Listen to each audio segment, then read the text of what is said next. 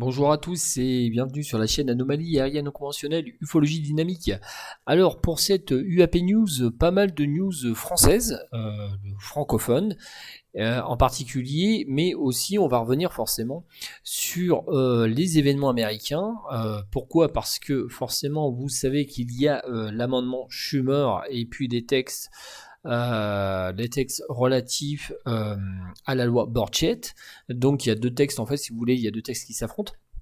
Et donc on va voir en fait ce qui s'est passé aux États-Unis, mais en fait on va plutôt analyser le retour en fait de ce qui se passe, de ce qui s'est passé aux États-Unis, parce qu'il y a eu en plus une conférence de presse qui a été quand même assez importante, donc de la part de plusieurs personnalités politiques, qui d'ailleurs avaient interviewé David Grush donc en juillet 2023.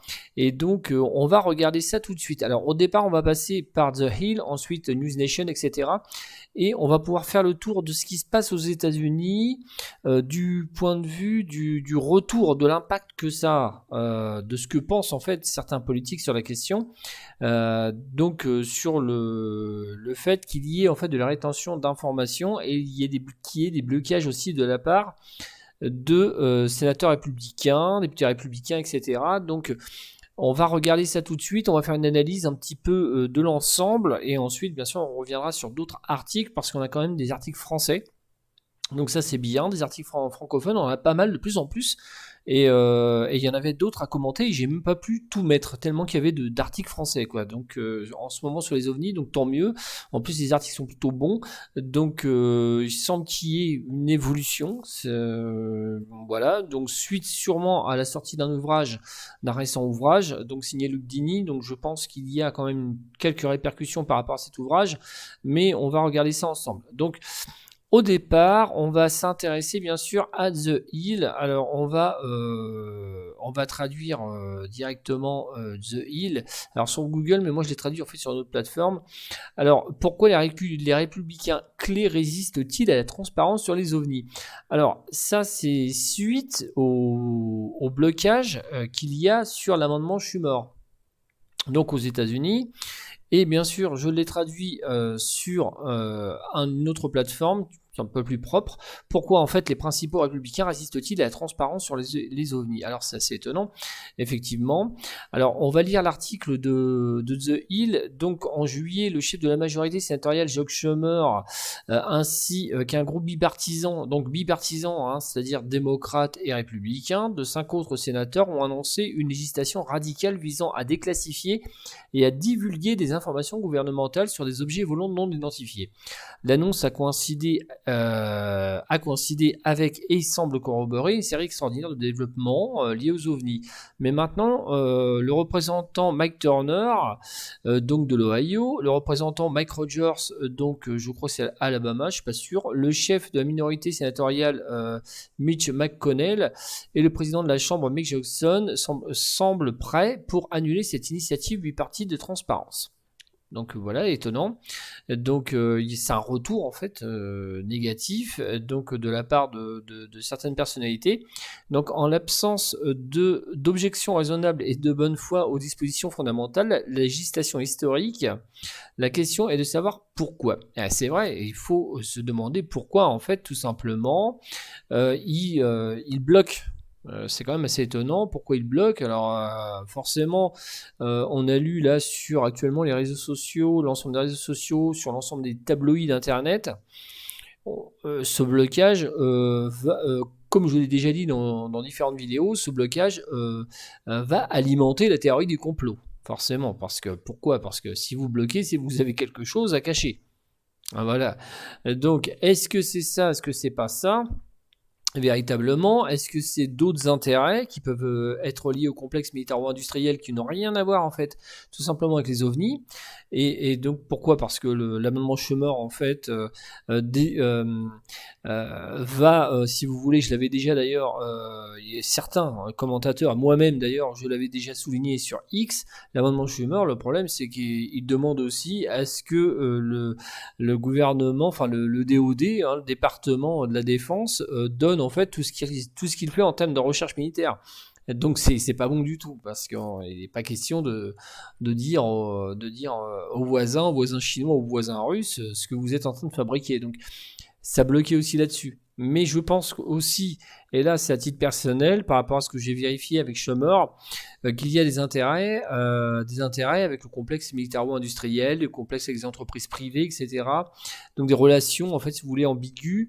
Alors ambiguës, des relations contractuelles probablement, avec certaines entreprises, et puis que cet amendement, en fait, tout simplement, ferait scandale si jamais c'était validé.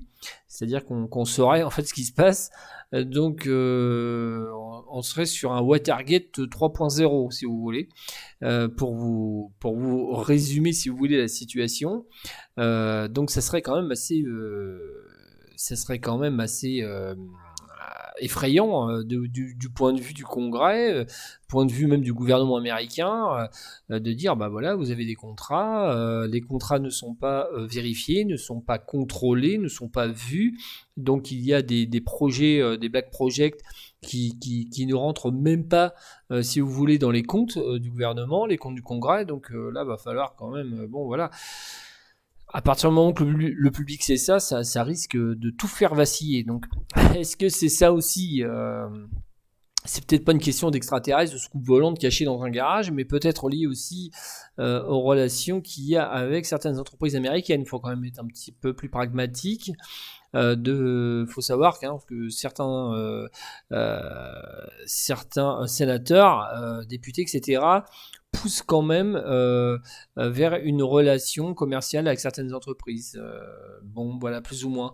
Alors, je parle pas de corruption, mais on peut très bien se dire qu'il y en a qui sont très amis avec certaines entreprises comme Lockheed Martin, comme d'autres entreprises, d'ingénierie, de l'ordre de l'avionique moderne, de la recherche technologique, etc.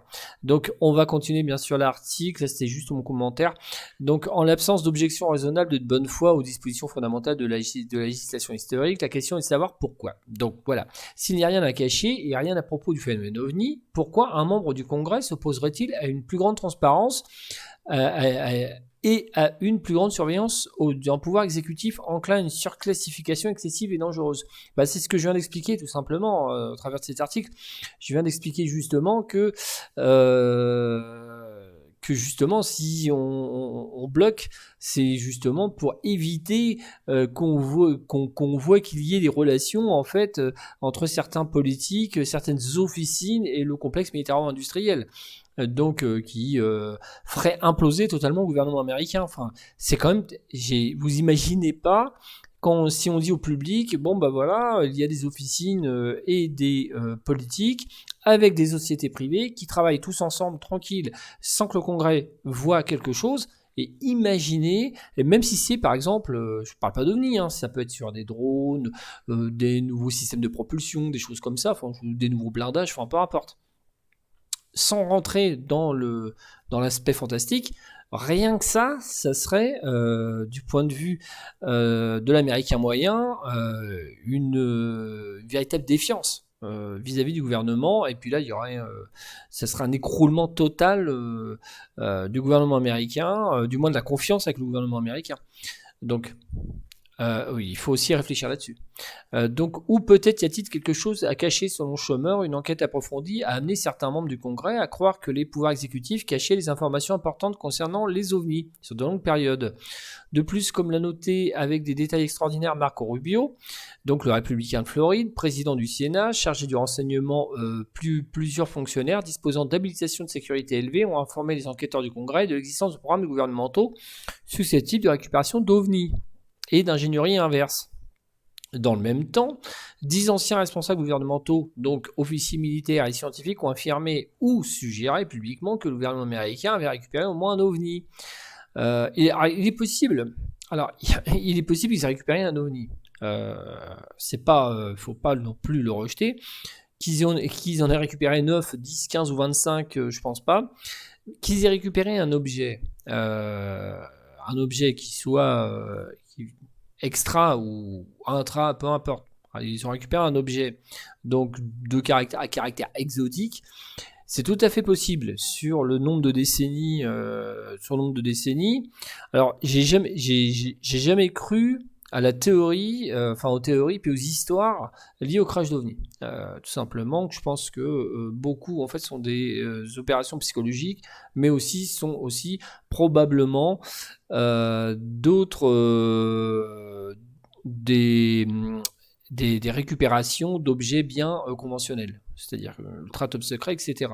Mais effectivement, je pense aussi, et ça c'est pas non plus sur une période par exemple de 80 ans d'ère médiatique, mais ça va peut-être plus loin, on va dire 100 ans, même avant l'ère médiatique, qu'ils aient récupéré un OVNI. C'est tout à fait possible, c'est pas impossible. Il y a des ovnis dans les airs. Bon, après voilà, on sait pas si ça se crache ou pas, mais il est possible qu'ils aient récupéré quelque chose. C'est tout à fait possible. Ou alors à ce moment-là, des débris de quelque chose suite, je sais pas, à un problème d'un engin ou d'un phénomène quelconque.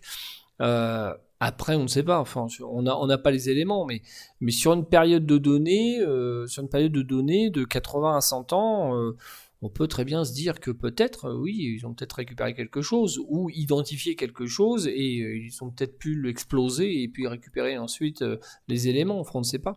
À la lumière de ces développements donc remarquables, les objectifs primordiaux de la loi de la divulgation des phénomènes anormaux non identifiés, donc l'UAPDA, dirigée par Schumer, sont la transparence du gouvernement et le rétablissement de la surveillance du Congrès mandaté par la Constitution. Le problème, c'est la surveillance du Congrès.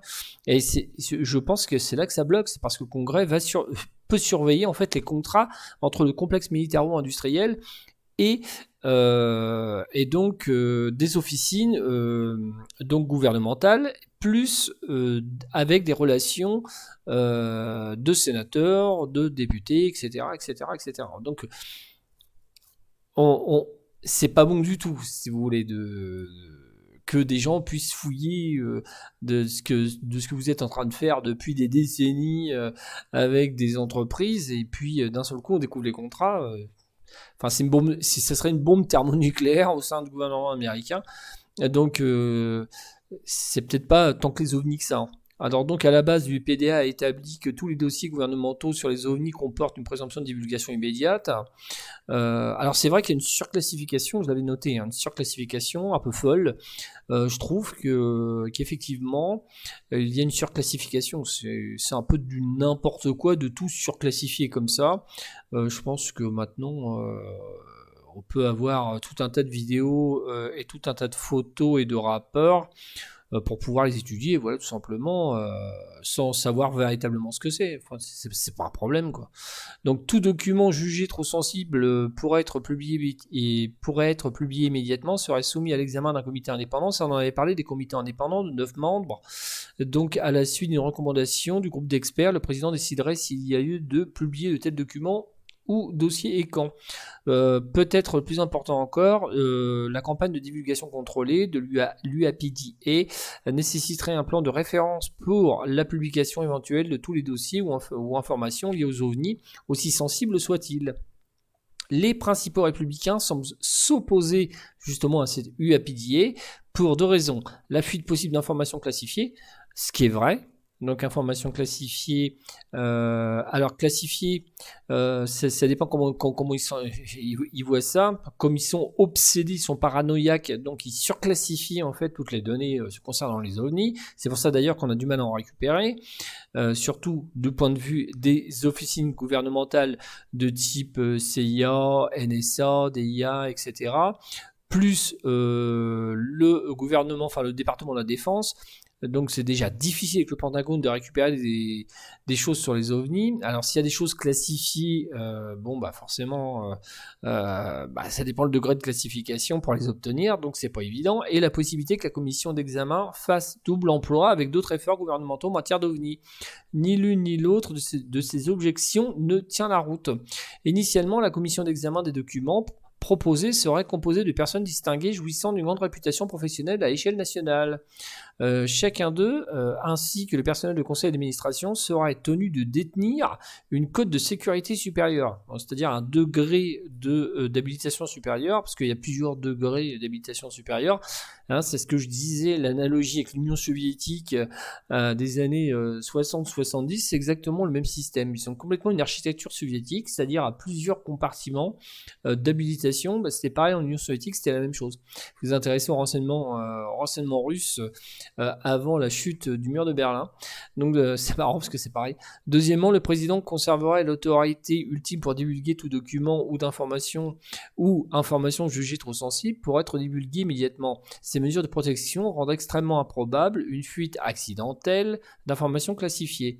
Plus important encore, si les principaux républicains réussissent à neutraliser ou annuler l'UAPDA dans son intégralité, ils pourraient par inadvertance provoquer la fuite d'informations sensibles qu'ils craignent ostensiblement, c'est vrai. Ils pourraient avoir en fait des fuites. Si vous bloquez trop, vous avez des fuites, c'est-à-dire que le problème qui pourrait se passer, c'est que ça va fuiter à un moment ou à un autre, et là c'est pas bon du tout. Alors il y a quand même une contradiction de point de vue de l'historique de cette histoire. Ils disent que ça fuiterait, mais je suis désolé, mais ça fait des décennies que ça n'a pas fuité. Enfin, je sais pas, je pose la question. Ça décennies que ça n'a pas fuité. Et comme par hasard, là, d'un coup, ça fuiterait. Alors pourquoi ça fuiterait aujourd'hui et ça n'a pas fuité l'année dernière, ou ça n'a pas fuité même avant 2017, par exemple. Je sais pas, ça aurait pu fuiter par exemple dans les années 90. Enfin, je vois pas le problème. Alors ils nous disent oui, mais ça pourrait fuiter.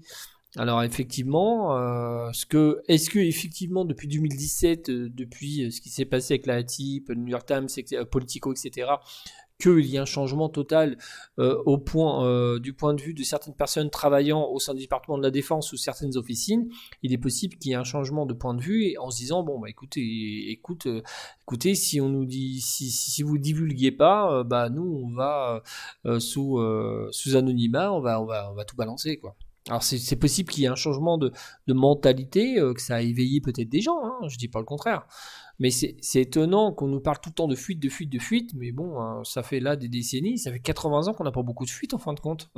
Je suis étonné d'un coup, ça fuiterait.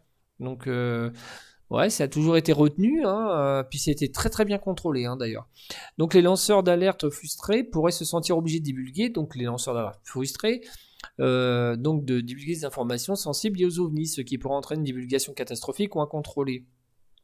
Oui, mais c'est pas parce que des lanceurs d'alerte vont témoigner devant un inspecteur général ou vont témoigner devant le Congrès que obligatoirement ça va provoquer une catastrophe ou quelque chose d'incontrôlé. David Grush, il a rien provoqué en fin de compte. Hein. Pourtant, il a témoigné devant quand même une sous-commission du Congrès, bon c'était quand même au Congrès, ça je tiens à le signaler, mais ça n'a rien, voilà, on a vu deux pilotes, pareil, qui en fait lançaient pas vraiment d'alerte, mais qui ont expliqué plutôt des témoignages.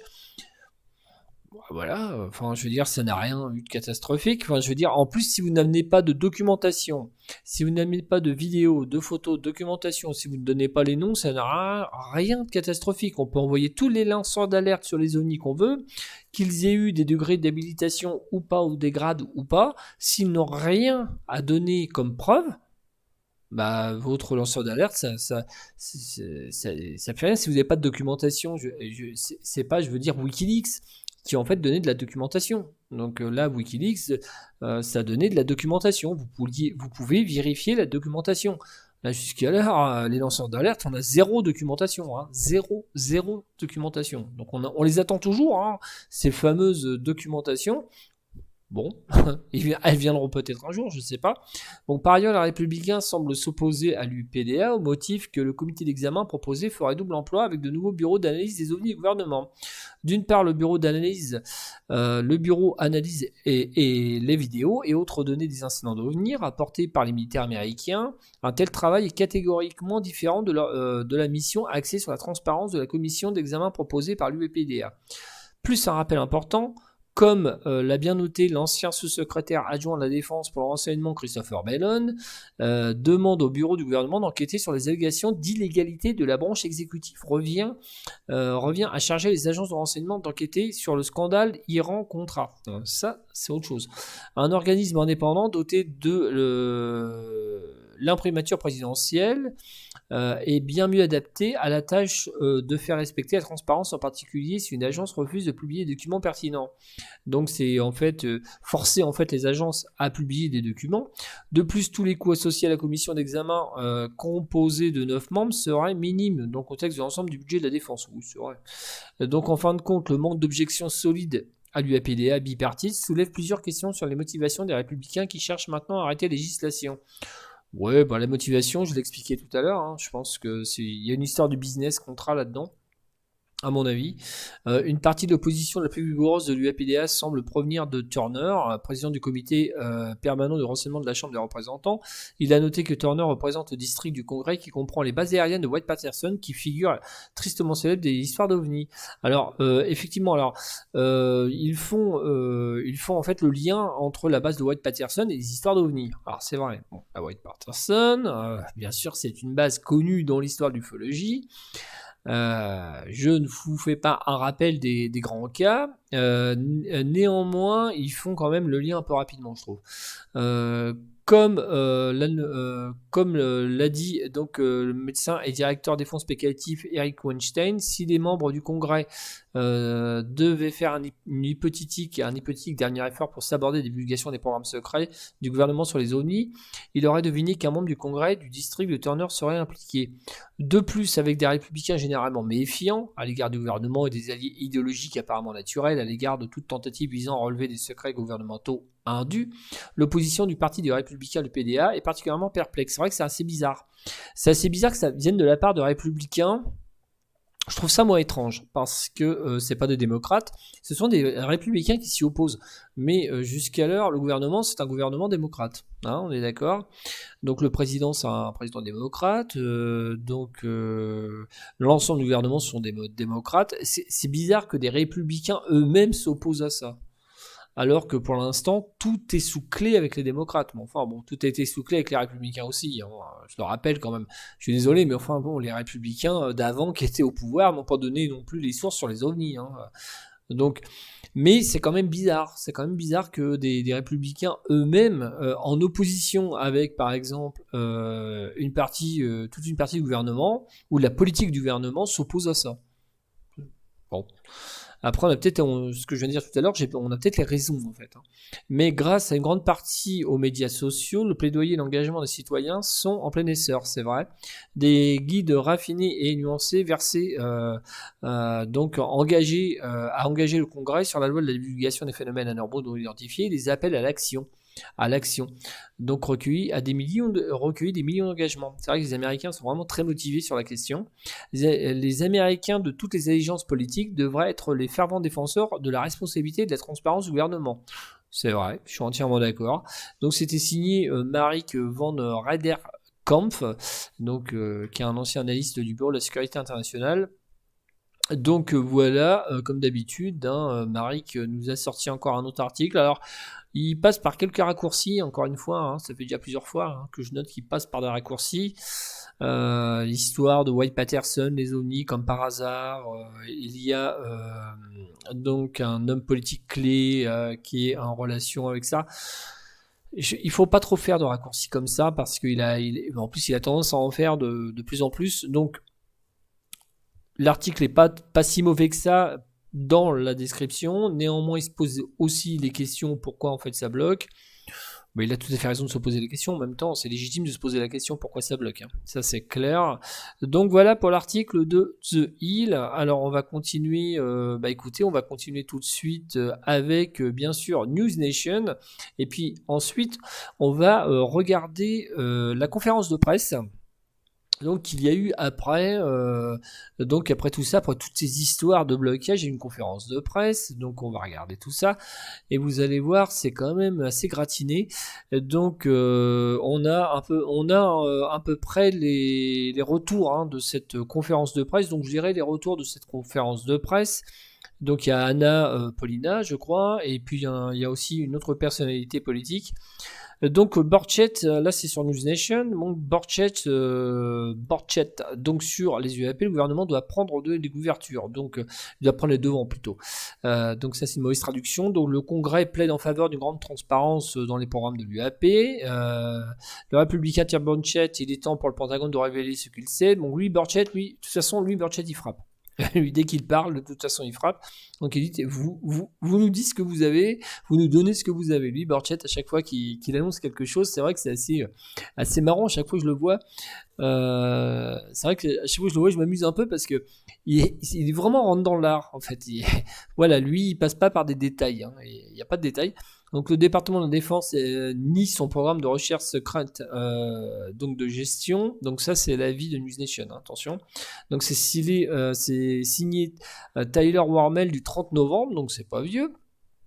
Donc News Nation accueillera le débat principal des Républicains, etc. Donc des textes législatifs clés qui révéleraient publiquement ce que le gouvernement sait sur les ovnis sont débattus. Mais un groupe de législateurs dit qu'il y a une campagne de pression. Donc voilà, de la communauté du renseignement pour bloquer les factures, pour bloquer en fait les données.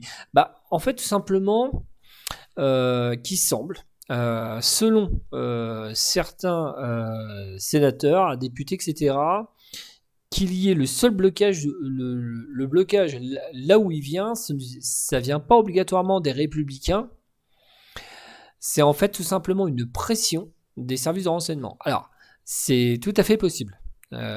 Sans rentrer bien sûr dans les théories complotistes, c'est tout à fait possible. Alors, on en a déjà parlé, c'est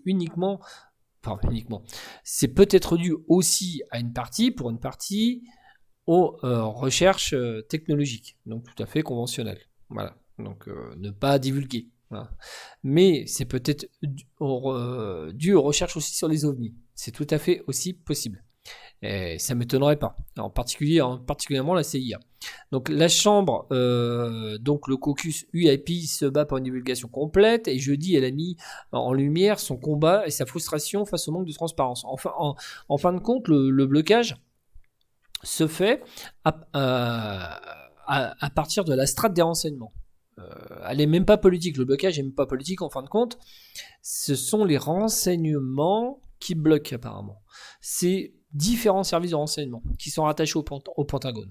Donc je veux simplement de la transparence, il suffit de retirer les données, laissez-moi le voir, je suis américain, je peux m'en occuper, a déclaré Borchet. Donc lui forcément, j'ai simplement l'impression que nous devons être transparents. C'est pas qu'une impression, il faut être transparent. Enfin, je veux dire, si le gouvernement, c'est ce que je disais, et là c'est du point de vue sociologique, si vous cachez, si vous faites de la rétention d'informations, vous allez de toute façon favoriser les théories du complot. Vous allez en fait amplifier la défiance et la méfiance vis-à-vis du gouvernement. Pourquoi ? Parce que vous bloquez les données, vous les donnez pas. De plus, derrière, vous avez une partie des scientifiques qui aimeraient bien avoir les données, en se disant, écoutez, vous nous dites que vous avez des ovnis, ok, nous on est scientifiques, on a besoin de données, donc donnez-nous les données. Donc là, ils les donnent pas. En fait, il les donne pas, c'est le problème. Et donc, tout ça, en fait, s'enchaîne, et ça crée une espèce de bulle de méfiance, et à travers ça, il y a toutes les théories du complot impossible, inimaginable, qui sont en train de se créer, enfin, tout se mélange. J'ai lu pas mal de choses sur les réseaux sociaux, c'était quand même assez effrayant. Donc, en fait, c'est en train de provoquer quelque chose complètement fou, en fin de compte. Alors, quelque chose aussi qui peut paraître désinformant. C'est-à-dire qu'en bloquant, on peut créer aussi plein de théories, et ces théories servent de brouillard. Voilà, tout simplement. On peut aussi utiliser en fait cette réaction à bon escient, c'est-à-dire de son côté, pour pouvoir en fait manipuler l'opinion publique. Donc ça, c'est les spécialistes de ça, c'est la CIA en particulier. Donc utiliser en fait le retour négatif et le renvoyer en fait vers le public pour pouvoir en fait noyer le poisson tout simplement. Borchet est l'une des voix les plus fortes sur ce sujet, ça, on le sait bien, et a déclaré lors d'une conférence de presse plutôt jeudi que les communautés de la défense et du renseignement ont entravé les efforts du Congrès pour assurer plus de transparence sur les UAP. Alors que le chef de la majorité sénatoriale, Chuck Schumer, a proposé un amendement au projet de loi annuel d'autorisation du département de la Défense pour exiger la divulgation publique des dossiers OVNI. Burchett pense que c'est imparfait en ce qu'il établirait d'un conseil d'administration non élu pour superviser et examiner les documents. D'où viennent-ils ? Ils sont issus de l'industrie de la défense, a déclaré Burchett à propos des membres potentiels du conseil d'administration. Quoi qu'il sait, ce seront eux qui décideront si nous pouvons les voir ou pas. Pour moi, qui crée tout nouveau problème, c'est clair. Donc, le sujet du UAP a attiré l'attention après que le dénonciateur d'abus, alors maintenant il l'appelle dénonciateur d'abus, David Grush a déclaré que le Pentagone opérait un programme secret de récupération. Donc voilà, que le programme a été géré sans la supervision du Congrès et qu'il pense que les États-Unis ont récupéré des engins spatiaux et peut-être des corps d'origine extraterrestre. Les affirmations de Grush ont déclenché une audience au Congrès, etc., etc. Donc voilà pour donc cet article de News Nation. Donc nous allons regarder un petit peu, si vous voulez, le retour. Il y avait une conférence de presse et on va faire un tour sur la conférence de presse tout de suite. Donc voilà. Alors là ici par exemple, voici par exemple donc là lors de la conférence de presse une intervention de Anna Paulina Luna, qui est membre du groupe bipartisan. Donc voilà, on va l'entendre et vous allez voir ce qu'elle va dire. Je peux vous dire que c'est très direct parce qu'elle attaque publiquement les agences de renseignement. Ce qui est quand même très grave.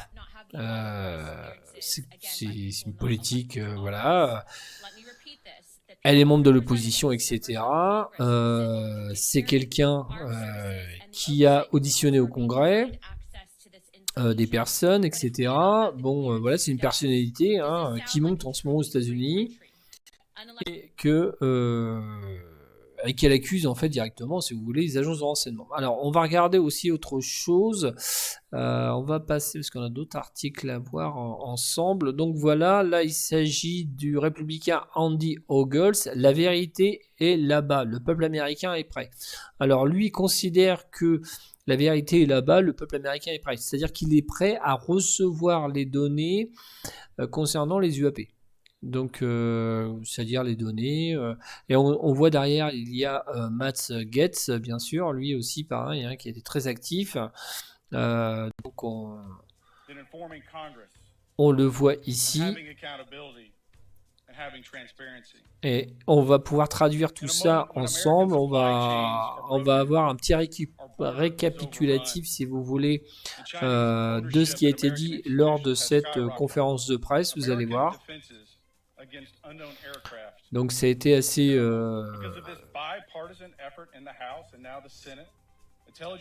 Ce qui a été dit est quand même assez grave, quand même, je trouve. Alors, même si certains tabloïds n'en ont pas obligatoirement repris, des grands tabloïds n'en ont pas repris, du moins pas encore, comme le New York Times, comme le Washington Post, etc. Mais je pense qu'il faudra, ou le Times, et il faudra attendre un petit peu, mais ça va avoir, à mon avis, des répercussions quand même. Parce que le groupe est quand même assez important. Donc on va regarder ce qui s'est dit lors de cette conférence de presse, suite justement à cette déception, à ce blocage de la part de certains républicains. Donc, alors, conférence de presse républicain, donc à propos des ovnis. Donc voilà ce qu'a dit donc dans la fameuse vidéo Anna Paulina Luna. Il semble qu'il y ait une tentative orchestrée de nous refuser l'accès et qu'elle vienne de la communauté des renseignements. Alors, à mon avis, ça vient de là. C'est clair, c'est évident. Ça vient de la communauté des renseignements, c'est évident. Le blocage n'est pas obligatoirement politique en soi, mais ça vient de la communauté des renseignements liée au Pentagone. C'est évident. Donc là, c'est clair. Alors, j'ai expliqué pourquoi aussi, par rapport à certaines données liées au complexe militaro-industriel, etc.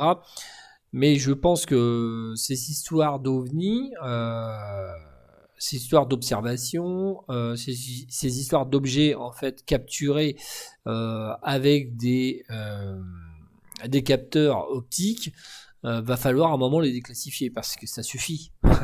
Voilà, il y a un moment ça suffit. Je veux bien qu'ils se sentent un petit peu affaiblis par rapport à ce phénomène, par rapport à l'intrusion d'un phénomène qu'ils n'arrivent peut-être pas à comprendre en fin de compte. Alors, ce serait plutôt mon point de vue, c'est plutôt mon point de vue.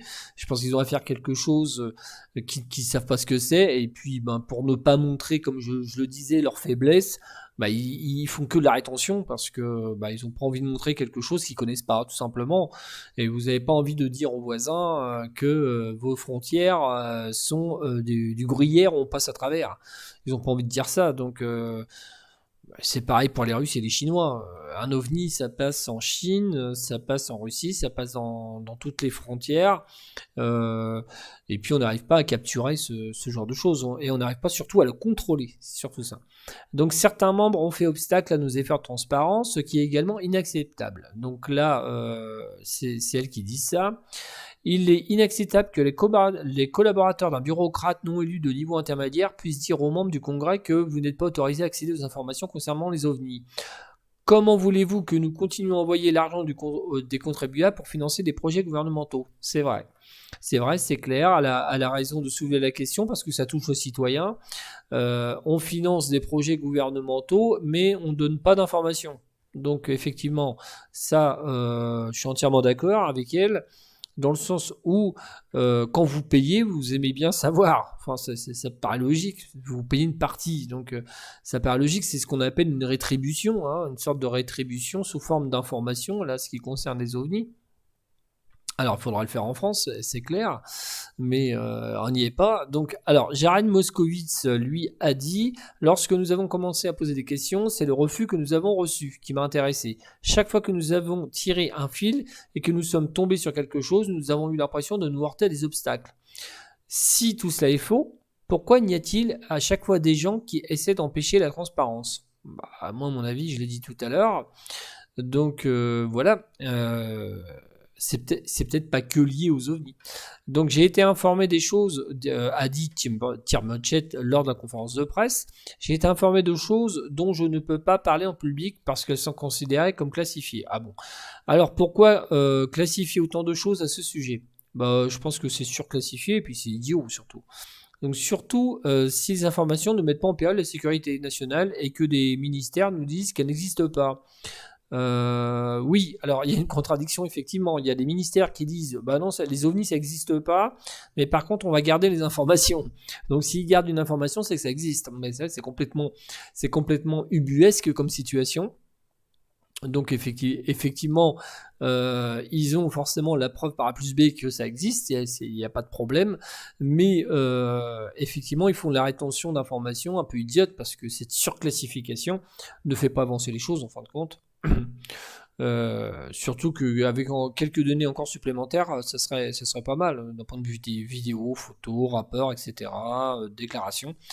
Donc Andy Ogles lui a dit à l'heure où les chaînes d'approvisionnement américaines sont rompues, où notre frontière est envahie et où la propriété chinoise des institutions américaines est montée en flèche, il est vital de se prémunir contre des avions inconnus. Tout doit être mis en œuvre pour que les ovnis rendent des comptes au peuple américain. Alors ça c'est marrant cette sortie-là, mais en fait lui il se focalise en particulier sur la caractéristique OVNI, il se focalise sur l'intrusion d'éléments étrangers, tout à fait conventionnels. Hein, on le voit bien dans la traduction de ce qu'il vient de dire. Donc lui pense que ça pourrait être chinois. Alors on sait qu'il y a beaucoup de politiques américains qui sont obsédés par les Chinois, par le méchant chinois qui veut les envahir. Hein, ils ont toujours cette paranoïa. Hein. Mais effectivement, on peut se poser la question en termes de sécurité nationale, on en a déjà parlé, sécurité des frontières, des voies aériennes, effectivement, tout doit être mis en œuvre pour savoir ce que c'est et puis rendre compte au peuple américain, ce qui paraît logique. Donc Matt Gaetz, justement on en parlait. Donc malheureusement, certains membres de la commission du renseignement de la Chambre des représentants et de la commission de services armés du Sénat contrecarrent actuellement des efforts que nous déployons pour obtenir les informations et aller de l'avant. Bon, Ces informations ne peuvent plus être cloisonnées au sein des entités qui ont fait échouer la levée du secret. Les membres du Congrès devraient être informés de manière plus large. C'est en fait le président Rogers qui nous a donné la possibilité de visionner les images prises par les pilotes. Donc Matt Laszlo, qui est journaliste, lui, il dit « Les membres du caucus OVNI de la Chambre des représentants indiquent avoir reçu le feu vert pour examiner les rapports classifiés de l'IG de David Grosh. » Donc là, on verra par la suite. Voilà donc ce qui a été dit lors, enfin dire les points, ce qui a été dit lors de cette fameuse conférence de presse. Donc on verra on verra la suite de cette conférence de presse. Pour l'instant, j'ai pas de retour, pas vraiment de gros retour sur cette conférence de presse. Néanmoins, les agences de renseignement sont accusées. Donc, on verra la suite de cet amendement Schumer qui devrait peut-être pas passer, je pense pas. Alors, il y a aussi la loi Burchett. On a vu, il y a deux choses qui s'opposent entre Burchett et Schumer. Donc, on verra ce que ça donne, mais j'ai quand même un gros doute. Normalement, on a pratiquement confirmation que cet amendement ne sera pas validé. Donc, c'est clair. Alors peut-être qu'il était mal fait, c'est peut-être qu'ils m'ont demandé trop, en fait tout simplement, et que ce trop était relatif à la sécurité nationale, à la technologie militaire, à la défense, etc. Et que ce trop ne pouvait pas être divulgué, tout simplement, pouvait pas divulguer ce que vous êtes en train de fabriquer, c'est ce que je disais tout à l'heure, donc c'est possible. Voilà pour cette information tout à fait intéressante. Donc voilà, alors on va passer tout de suite à la Haro. Il y avait longtemps, il y a longtemps que j'avais parlé de la Haro. C'est vrai, la fameuse série à sensation à Haro, je l'appelle comme ça maintenant. On reparle du docteur Sean Kirkpatrick encore une fois, décidément. Mais là, c'est pour le final, c'est pour la finale de la série. Donc de la Haro. Donc qu'est-ce qu'il nous dit ? Alors, on va regarder ça ensemble. Donc le chef des enquêtes UAP du Pentagone partira donc le 1er décembre. Et nous sommes actuellement lors de l'enregistrement le 1er décembre, donc il part aujourd'hui. Alors j'enregistre cette vidéo le 1er décembre. Bien sûr, vous allez la voir donc le dimanche 3. Donc voilà, mais le chef, donc Sean Kirkpatrick, sera parti. Donc, selon Défense Scoop, a été informé de la façon dont Sean Kirkpatrick a passé ses derniers jours au sein du DOD, des priorités initiales du nouveau directeur par intérim de la Haro. Donc, lorsqu'il quittera son bureau du Pentagone vendredi, donc aujourd'hui, à l'heure où j'enregistre, Sean Kirkpatrick, l'enquêteur en chef sur les anomalies apparemment inexplicables, qui continue de laisser perplexes les pilotes militaires et de susciter des inquiétudes pour la sécurité nationale, quittera le bâtiment en cette qualité pour la dernière fois. C'est marrant la manière dont c'est écrit d'ailleurs. Le vendredi 1er décembre est le dernier jour du docteur Sean Kirkpatrick au bureau, a déclaré jeudi à Défense Scoop la porte-parole du ministère de la Défense, Suzanne Goog, notre spécialiste en psyop, n'est-ce pas ?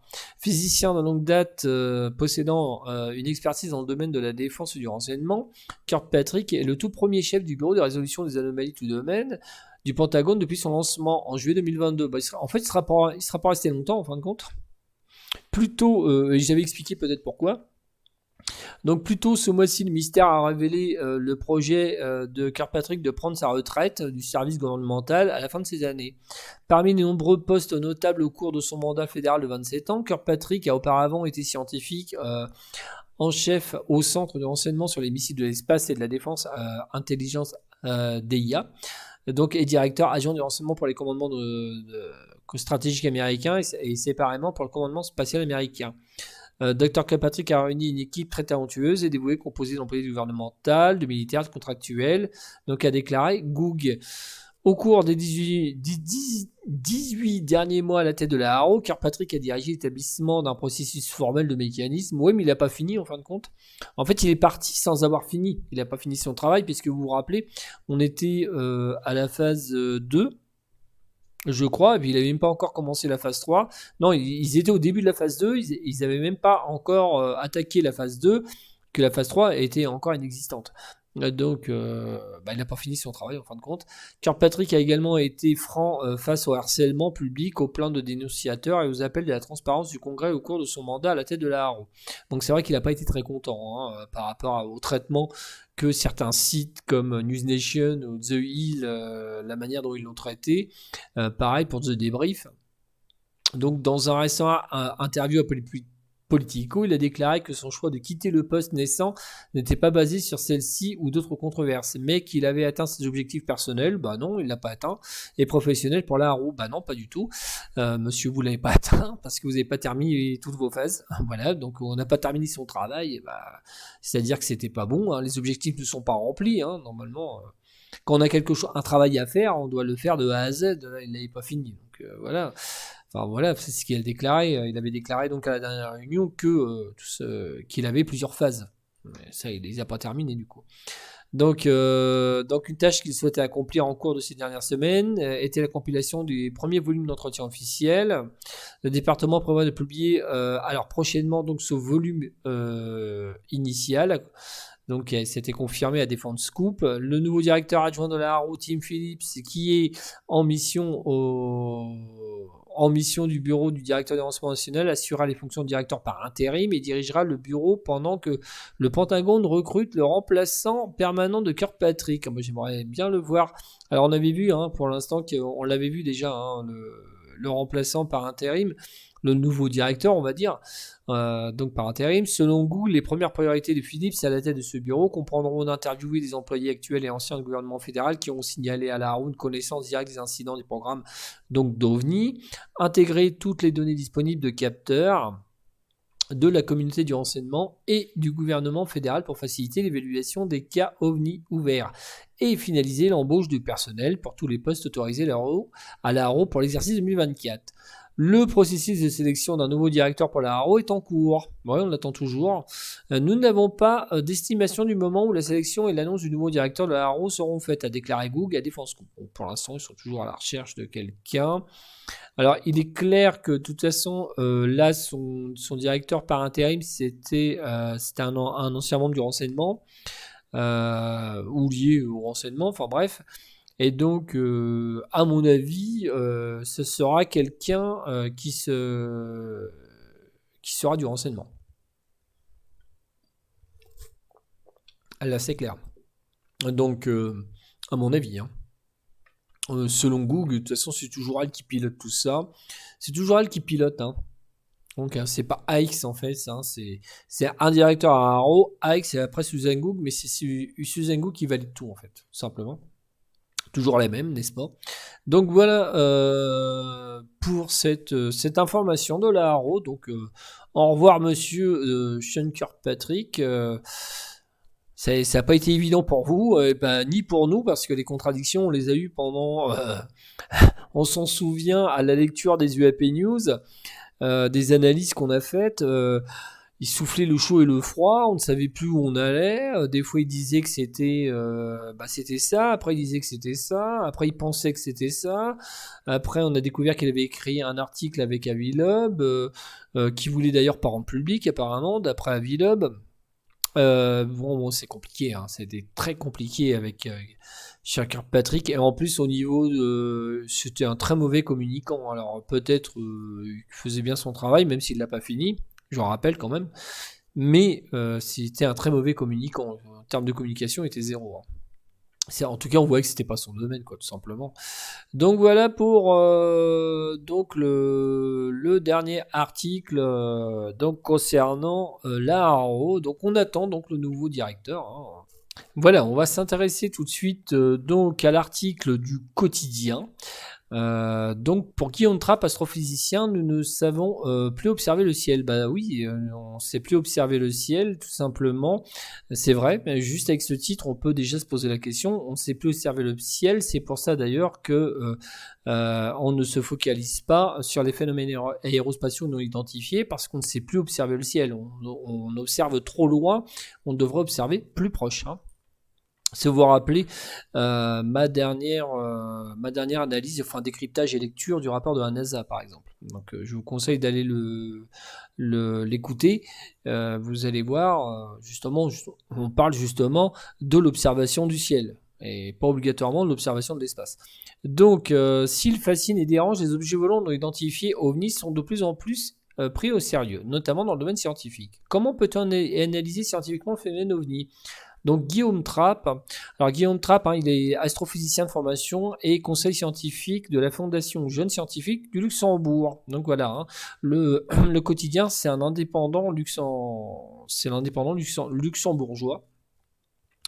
Donc Guillaume Trapp, on peut prendre l'exemple du GIPAN. Donc encore, c'est très bien. En France, donc toujours prendre l'officiel, il recueille des témoignages de personnes ayant observé un phénomène ovni. D'ailleurs, les scientifiques de ce groupe utilisent plutôt le terme PAN, phénomène aérospatial non identifié, que celui d'ovni qui reste très connoté, c'est vrai. Il essaie ensuite d'étayer ces témoignages par des données collectives sur place ou non. Celles-ci peuvent être issues de radars, de plans de vol, de cartes astronomiques ou encore de caméras de surveillance du ciel. Pour ces scientifiques, le but est de faire coïncider les témoignages avec des phénomènes rationnels, comme les aurores polaires, les conjonctions de planètes, la foudre en boule. Ce sont des choses relativement rares pour le commun des mortels, mais qui ont des explications physiques ou astrophysiques très claires. Ceci dit, il y a toujours des zones d'ombre sur certains phénomènes naturels, ce qui rend des recherches d'autant plus pertinentes. Pourquoi phénomène naturel? Bah non, un phénomène naturel, un ovni n'est pas obligatoirement un phénomène naturel. Il a déjà le postulat, en fait, les cas résiduels, ce sont des phénomènes naturels que nous ne comprenons pas. Il me fait penser un peu au docteur Sean Kirkpatrick en fin de compte, quelque part. Juste là, si vous décryptez un petit peu ce qu'il vient de dire, parce qu'il dit bien, ceci dit, il y a toujours des zones d'ombre sur certains phénomènes naturels. Oui, il y a des phénomènes aussi qui sont non naturels. Donc parmi ces phénomènes, certains sont-ils totalement inexplicables? Du point de vue des observations, il y a des cas inexpliqués, mais cela doit représenter environ 3% de tous les phénomènes traités. Et quand cela l'est, cela veut dire simplement que l'on manque de données, que ces dernières sont fausses, ou que ces dernières sont fausses. Non. Non, on manque pas de données sur le cas de Trans-en-Provence et la Marante. Non, on manque pas de données. Et de plus, ces dernières sont pas fausses puisqu'ils ont été analysés par des laboratoires scientifiques. Donc, elles ne sont pas fausses. Voilà. Et on manque pas de données. On a tout à fait des données. Il n'y a pas de problème. Je vous conseille cet astrophysicien de lire ces rapports. Donc, du moins, c'est notre technique. Donc, un témoignage est toujours à prendre avec des pincettes. Bah oui, mais enfin, tous les témoignages sont à prendre avec des pincettes. Et d'un point de vue matériel, à ma connaissance, il n'y a jamais eu de récolte d'échantillons extraterrestres inexplicables dans les travaux du GEPAN. C'est pas la prérogative du GEPAN, c'est complètement idiot ce qu'il dit, parce que c'est pas les prérogatives du GEPAN, c'est pas d'aller récupérer des échantillons extraterrestres, c'est complètement idiot. En plus, il parasite en fait son discours avec la question, comme d'habitude, extraterrestre. Bah non, non, non. Du tout, c'est pas les prérogatives, voilà. Si de tels cas existaient, je pense que l'on sera au courant. Ah bon? Vous savez, le GEPAN a fermé juste après le cas de Trans-en-Provence quand ils ont conclu que cela était inexplicable suite à différentes études qui avaient été faites sur la trace. Ils ont, comme par hasard, fermé le service. Donc, on va peut-être se poser la question. Je ne crois pas aux fameuses théories du complot. Déjà, il n'y a pas de théorie du complot. Très nombreuses dans ce domaine. Oui, il y a des théories très nombreuses dans ce domaine, mais bon, il y a aussi des gens tout à fait pragmatiques. Je vous rassure, monsieur Grappe, il n'y a pas de souci. Il y a monsieur Trapp. Voilà, désolé. Donc, non, il y a tout. Il y a des gens tout à fait il y a des gens tout à fait qui sont en dehors de la sphère complotiste, de la sphère de la croyance, de la sphère caractérisée par les sociologues par certains sociologues ou zététiciens comme des croyants appartenant à une espèce de groupe lunatique. Enfin, je veux dire, on peut être tout à fait pragmatique, neutre, agnostique, et puis tu y as un cas, et puis on peut sortir aussi avec ce cas avec à la fin d'un rapport, on peut sortir avec une non-conclusion de ce que c'est. Ça existe. Ça existe d'ailleurs au GEPAN dans certaines notes techniques. Donc, c'est un peu étrange en fait ce qu'il vient de dire, parce qu'en fait, en plus, il fait un petit peu de stigmatisation. Très nombreuses dans ce domaine, car justement les données du GEPAN sont extrêmement transparentes. Bah oui, bah alors pourquoi c'est transparent le cas de Transport-Provence et le cas de la Marente, hein. Avec la multitude de drones militaires ou de satellites, les observations de phénomènes aériens non identifiés sont-elles plus nombreuses qu'aujourd'hui? C'est de là d'où vient tout le problème. Contrairement à nos ancêtres, nous ne savons plus observer le ciel, c'est vrai. Dans le passé, on a besoin de connaître le ciel pour se repérer dans le temps et l'espace. Or aujourd'hui, non seulement on n'apprend plus à repérer les étoiles ou les planètes, mais en plus l'atmosphère et les orbites basses sont envahies par les terriens. Oui, on n'a pas dit qu'il y avait des extraterrestres non plus. Il est vraiment très affirmatif, hein. Du fait, il est vrai que les premières fois qu'on observe une série de points alignés avançant tous ensemble de manière déterminée, on est tenté d'y voir une invasion extraterrestre. Non, pas du tout. Non, mais l'astrophysicien a une obsession de ce que pensent les gens quand ils voient ça. Mais il y a des milliers de témoins qui pensent que c'est pas extraterrestre ce qu'ils ont vu, mais qui aimeraient avoir la réponse. Il est aussi obsédé par la question extraterrestre que les pires croyants aux extraterrestres, et puis que les pires zététiciens qui disent que tous les autres pensent que c'est extraterrestre. Il est exactement dans le même postulat. Faudrait qu'on discute. Alors que finalement, c'est juste Elon Musk qui vient de lancer son dernier train de satellite. Ouais, mais enfin, on n'est pas idiot, on sait ce que c'est, hein, quand même. On est capable, enfin, certains d'entre nous, on est capable de voir si c'est Elon Musk ou pas. Alors, bien sûr, certaines personnes, non, je veux bien sûr l'accepter, il n'y a pas de problème. Mais enfin, bon, ceux qui s'intéressent véritablement, qui font des enquêtes de terrain, savent ce que c'est un train de satellite d'Elon Musk, voilà. Donc cette connaissance du ciel et la pollution lumineuse, notamment engendrée par les satellites, entraîneront, je pense, avec le temps, toujours plus de cas. Bah non, pas obligatoirement.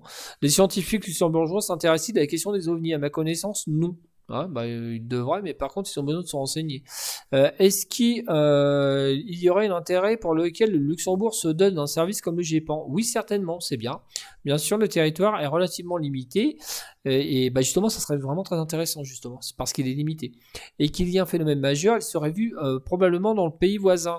Mais je crois qu'en importance d'une antenne sérieuse capable de discuter avec le public de ce qui se passe au-dessus de notre tête, que ce soit pour accueillir d'éventuels témoignages ou plus généralement informer quotidiennement des phénomènes célestes et de l'avancée des connaissances en matière de météorologie et d'astrophysique. Un tel service représente d'ailleurs aussi un intérêt pour servir des recherches sur les phénomènes atmosphériques naturels encore mal compris. Les scientifiques sont toujours friands d'anomalies et de controverses qui en découlent. Pourquoi ce sujet est-il tabou dans le domaine scientifique? À titre d'exemple, aucun chercheur luxembourgeois n'a souhaité répondre à mes sollicitations sur cette question. Ah bah oui, mais non, mais les scientifiques, le journaliste, c'est ce qu'il dit. Il y a aucun scientifique qui a répondu. Enfin, moi, aujourd'hui en France, je parle de la France, c'est un petit peu mieux, mais pourquoi? Parce qu'il y a quand même des gens qui passent sur les plateaux qui sont solides. On en parlait tout à l'heure de Luc Dini, mais il y a aussi d'autres personnes, hein, qui sont tout à fait solides. Mais effectivement, si vous commencez à aller dans des institutions scientifiques et puis vous arrivez avec votre micro et puis que pensez-vous des ovnis, ils vont vous fermer la porte. C'est une évidence. Même s'il y a quelques petits efforts qui sont faits, même s'il y a une petite ouverture de la part de certains scientifiques, la communauté dans son entièreté se refuse à répondre sur la question parce qu'elle ne veut pas être associée à ça. C'est à cause de justement cette fameuse image discriminante, hein, d'extraterrestre. Justement, bah, lui, il en parle. Alors, c'est un peu schizophrénique en fin de compte. La situation, ce que je suis en train de dire, c'est schizophrénique parce que le journaliste se pose la question pourquoi en fait, les scientifiques ne s'intéressent pas, ou du moins ne répondent pas à ces sollicitations. Mais en même temps, quand vous lisez ce que répond l'astrophysicien, il n'arrête pas de parler d'extraterrestres. Donc, lui-même, d'ailleurs, il crée la propre discrimination dans son langage, hein. Moi, je suis spécialiste en communication, donc dans sa communication, elle est mauvaise.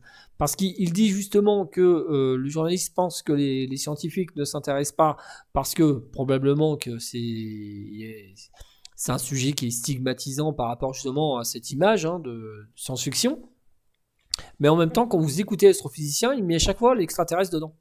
Donc lui-même, d'ailleurs, il provoque cette forme de discrimination. Sans le savoir, probablement. Dans la communauté scientifique, ce n'est pas le sujet dont on parle en premier à la machine à café. En revanche, la recherche des choses inexpliquées visibles dans le ciel, c'est quelque chose que l'on fait quotidiennement en astrophysique. Simplement, on ne mentionne jamais d'hypothèse liée à d'éventuelles intelligences extraterrestres. Voilà, il recommence avec ça. C'est une obsession, hein. Parce qu'il y a des théories bien moins coûteuses pour expliquer ce qu'on observe. Bah oui, il y a des théories coûteuses, moins coûteuses, mais si vous savez ce que c'est un ovni observé par un pilote civil et militaire qui passe à 20 mètres de son avion, bravo à vous, hein, tant mieux. Hein. Mais par contre, il va falloir nous dire ce que c'est. Donc, parce que moi, je veux bien. Hein. Moi, je veux bien qu'on m'apporte. Hein. À la rigueur, le débat est clos. Quand je dis ça, c'est complètement dingue. C'est lunaire. Quand on est scientifique, on applique une démarche, ce qu'on nomme le rasoir de Occam. Ainsi, quand on étudie un phénomène, on fait d'abord appel à un principe de simplicité. Toujours par la simplicité. La simplicité et de parcimonie. On évite de s'effet les théories les plus farfelues. C'est vrai, donc il a raison.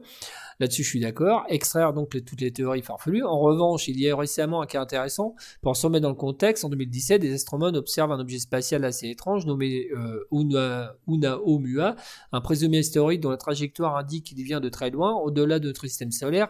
Et quand on regarde de la façon dont il réfléchissait à la lumière du soleil, on doit conclure à une forme non conventionnelle de cigare, voire de disque plat. Or, du disque à la soucoupe volante, il n'y a qu'un pas. Un scientifique de renom du département d'astrophysique de Harvard a justement franchi ce pas en défendant ardemment l'hypothèse d'un vol stellaire extraterrestre à la dérive. Peut-être a-t-il voulu surfer sur sa notoriété dans les médias sensations. Alors là, il attaque Avilob, hein. C'est une attaque ad nominem, hein, en direct. Toujours est-il que la majeure partie de la communauté astrophysique y voit le premier représentant d'une nouvelle famille d'astéroïdes interstellaires fascinants. Cette histoire montre que les scientifiques sont toujours friands d'anomalies et de controverses qui en découlent. Friands d'anomalies, non, les scientifiques ne sont pas friands d'anomalies du tout. Enfin, ils sont friands d'anomalies quand ils les expliquent, mais les scientifiques ne sont pas friands de monter en épingle des choses qu'ils vont interpréter. Et si Avilob a peut-être effectivement interprété un astéroïde plat, et puis qu'il a dit que c'était, enfin, lui dans sa tête, c'était ça. Après, effectivement, il y a argument d'autorité ou pas argument d'autorité sur la question. Après, si un seul scientifique dit ça et puis 50 vérifient ça et donnent la preuve que c'est ça, c'est plutôt les 50 qui vont avoir raison. Sachant s'ils ont véritablement vérifié, du moins la chose au préalable, bien sûr. Parce que si ce sont des scientifiques suiveurs d'une communauté, parce que surtout, il ne faut pas toucher trop à ce genre de discours, ce sont des suiveurs, c'est facile d'avoir 50 scientifiques derrière soi. Sachant que les 3/4 n'auront pas étudié le cas. Donc, voilà. Là se pose la question, c'est pareil. Il y a aussi l'attitude au sein de la communauté scientifique où on n'ose pas trop faire de vagues, hein, pour garder ses crédits. Donc justement, vous parlez des États-Unis, pourquoi ce pays est-il beaucoup plus ouvert à débattre à ces sujets qu'en Europe par exemple? En effet, la NASA a aussi récemment mis en place un service en charge des pans, on en a parlé justement récemment, en relation d'ailleurs avec le département de la Défense. Peut-être faut-il y voir entre autres une volonté de renforcer la surveillance potentielle de drones issus de puissances étrangères. Y a-t-il aussi des différences culturelles? Aux États-Unis, il y a peut-être davantage cette culture de témoignage. Non, il y a eu la culture de témoignage en France. Si vous vous intéressez à l'ufologie, monsieur, vous verrez qu'il y a énormément, il y avait une culture du témoignage à la fin des années 50 jusqu'aux années 70. Et puis, il y a aussi une forte influence d'Hollywood et de la science-fiction. Tiens, c'est marrant, il met une part de sociologie là-dedans. Donc, il n'a pas tort. Attention, il n'a pas tort. Puisque moi aussi, je le mets en avance dans certaines de mes analyses concernant les systèmes de croyances. En tout cas, il n'y a pas de raison a priori qu'il y ait plus de phénomènes chez eux que chez nous. Ouais, c'est vrai. Que pensez-vous des ufologues, les soi-disant spécialistes de la question d'OVNI? Pourquoi les soi-disant spécialistes? Non, un ufologue peut être un spécialiste de la question OVNI. C'est pas un professionnel, c'est un spécialiste. On peut être spécialiste en timbre sans être un soi-disant spécialiste en timbre. C'est quoi cette question? C'est énervant comme article. Hein. Je m'en méfie. Ah bon, ils se méfient des ufologues, bravo. Mais s'ils sont excellents dans le débat avec les rationalistes, merci, ou les scientifiques, parce qu'ils sont rodés à l'exercice, ils véhiculent beaucoup de théories du complot et de désinformation. Non, du tout. Alors, une partie, oui, c'est vrai. Une partie véhicule des théories du complot, de la désinformation et favorise les systèmes de croyance. Mais une autre partie, non.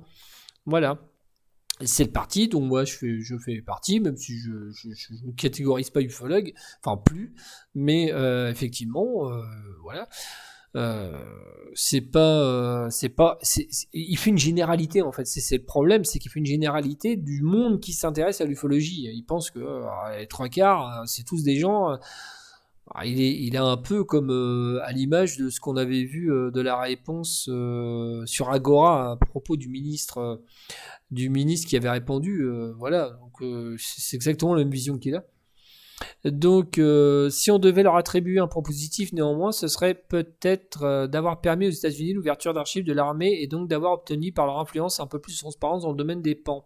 Alors ça concerne les États-Unis, mais ce que je lui reproche, puisque là il s'arrête aux États-Unis, ce que je lui reproche en Europe, c'est qu'il ne prend pas en compte là l'astrophysicien, le rôle social de l'ufologue dans le cadre de la démarche citoyenne d'aller vers un témoin.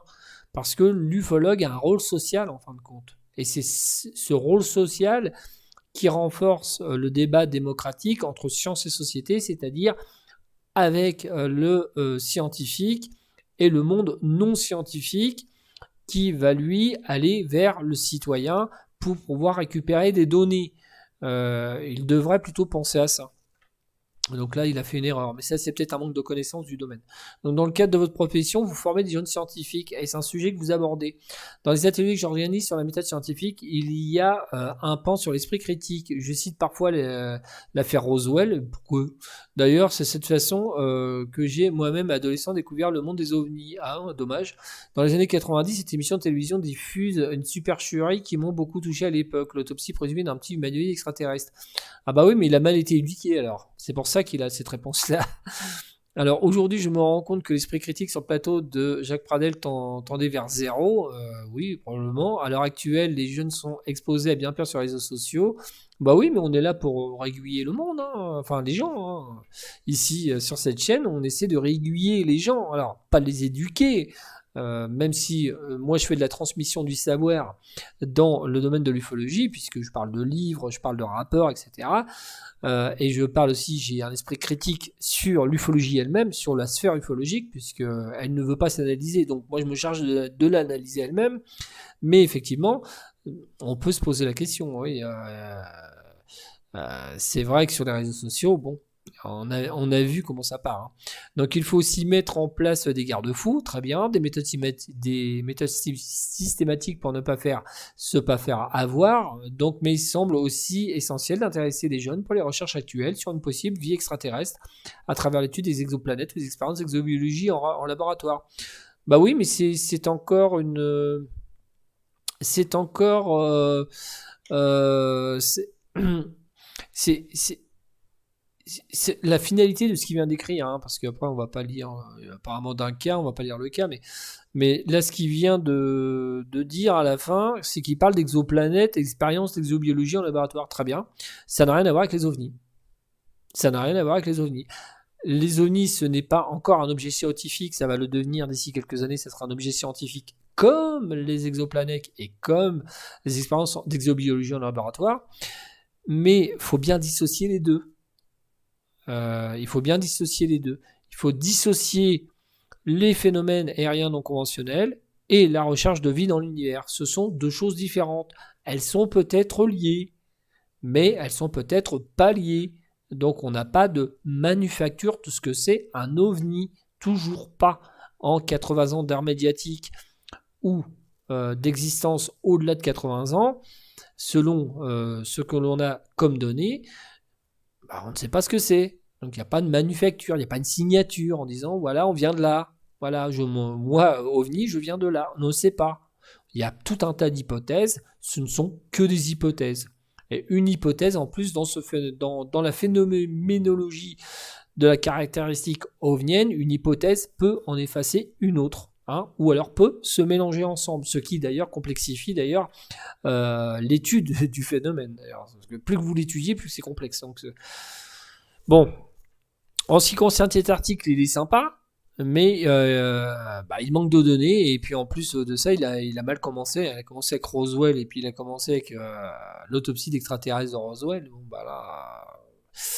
Là, c'est vrai que je peux comprendre pourquoi il ait cette vision-là, mais il devrait s'intéresser plutôt aux gens qui s'intéressent d'une manière tout à fait rationnelle, saine, voilà, et puis s'intéresser à des cas tout à fait intéressants, ce qui semble qu'il n'est pas au courant de certains cas. Voilà. Donc, voilà pour cet article. Donc je suis un petit peu, vous l'aurez compris, hein, je suis un petit peu circonspect par rapport au titre, à l'article lui-même. Voilà. Donc on va continuer toujours avec un autre article, forcément, et tout à fait intéressant, puisque comme je le disais, on a plein d'articles français. Alors, on a le Monde diplomatique du décembre 2023. Donc, voilà, donc là, tout récent. Donc, OVNI, bientôt la vérité. Alors, je vous fais profiter de cet article, bien sûr. Voilà. Donc, c'est signé Dominique Pinceul. Donc, l'existence des objets volants non identifiés est reconnue depuis longtemps en France par le groupe d'études des informations sur phénomènes aérospatiaux identifiés GEPAN, dépendant du Centre national d'études spatiales CNES. Sur les 3000 cas environ répertoriés, principalement depuis les années 70, à peu près 3% demeurent inexpliqués. Lors de sa première réunion publique organisée sur le sujet le 31 mai dernier, l'Administration nationale de l'aéronautique et de l'espace, la NASA, a fourni une estimation similaire. Sur les centaines de rapports étudiés, 2 à 5% résistent à l'élucidation. L'agence France Presse, du 31 mai 2023, qui rapporte ça. Si cette énigme laisse de marbre, le personnel politique français, c'est vrai, ça laisse de marbre le personnel politique français, ça on l'a vu avec Agora, elle inquiète de plus en plus aux États-Unis, où les militaires soupçonnent la Russie ou la Chine de développement de nouveaux drones d'espionnage. À tel point qu'en juillet 2022, le département de la Défense crée un bureau de résolution des anomalies de tout domaine, chargé de se pencher notamment sur le phénomène aérien non identifié. Alors, la ronde n'a pas été faite a été faite pour une partie de la recherche sur les drones étrangers. Ça, c'est une évidence. Surtout, en plus, dans la manière présente la Haro dans ses tableaux, on avait déjà vu ces tableaux, elle représente l'OVNI par un drone. Effectivement, la Haro était fait pour ça. Donc, pour essayer d'identifier ce que font les Chinois et les Russes.